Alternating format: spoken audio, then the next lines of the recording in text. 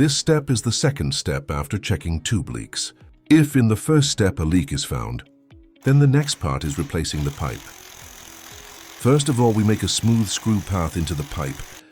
After that, insert a special tool in the form of a thread, following the path that has been made. Then use impact and rotate it to tie the pipe. If the pipe is completely tied and separated from the chiller housing,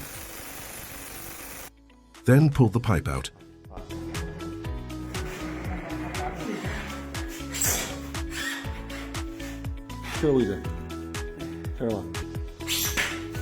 The final stage is the reinstallation stage. Smooth the screw hole again using a wire brush.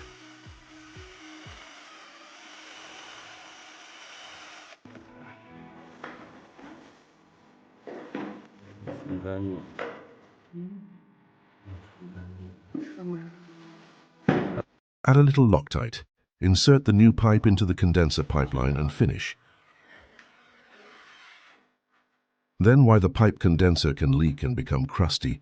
Further explanation is in the description.